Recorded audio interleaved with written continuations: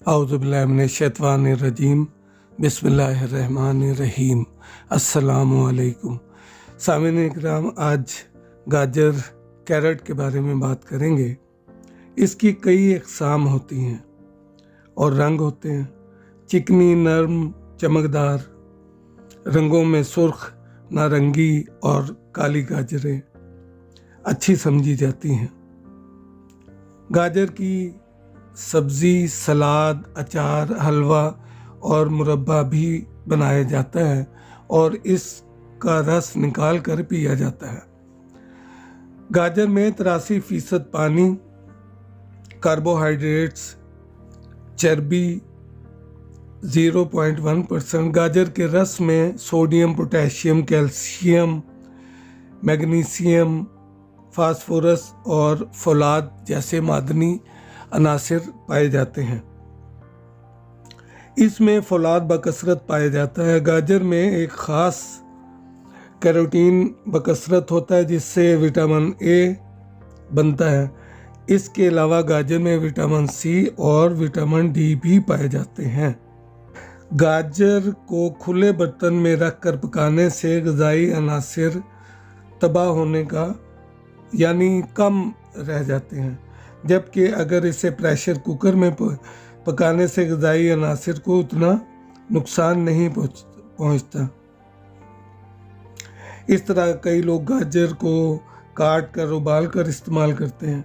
गाजर में जिस्म के लिए तमाम ज़रूरी अनासिर मौजू मिक़दार में होते हैं, जिससे ये दिलो दिमाग और जिस्म को ताकत पहुंचाती है, जिस्म की थकान दूर करती है, ख़ास तौर पर दिमागी कमज़ोरी नहीं रहती, ज़िंदगी में उमंग पैदा करती है, हिम्मत और हौसला बढ़ाती है।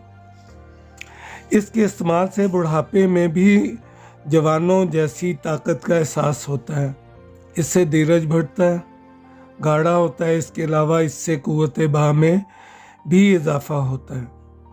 गाजर रहम को मुतहर्रिक करती है। गाजर में विटामिन ए होने की वजह से आँखों की बीनाई तेज़ हो जाती है। गाजर में फौलाद होने की वजह से ये खून की कमी को पूरा करती है। गाजर खाने से सुर्ख खुलियात में क़ुव्वत मुदाफ़ियत में भी इजाफ़ा होता है। गाजर मुसफ़ा खून भी है। इसका बाकायदगी से इस्तेमाल फोड़े, फुंसियाँ, मुहासे वगैरह जल्दी अमराज लाहक नहीं होते। गाजर में कैल्शियम होने की वजह से हड्डियां और दांत मजबूत होते हैं। आवाज़ सुरीली और जल्द में निखार आता है। गाजर खाने को हज़म करती है और भूख को बढ़ाती है। ये कब्ज़ कुशा और पेशाब आवर है। अच्छा, इसका ये है कि खांसी, ज़ुकाम, सर्दी के अमराज में गाजर का रस ना पिएं और कोशिश करें कि इसको उबाल कर या हलवे में इस्तेमाल किया जाए। तो सामीन इकराम, अगर मेरी ये वीडियो आपको पसंद आए तो इसको लाइक और शेयर करें, चैनल को सब्सक्राइब करें। आपने मुझे इतना वक्त दिया, थैंक यू वेरी मच। अपना और अपनों का ख्याल कीजिएगा। अल्लाह हाफिज़।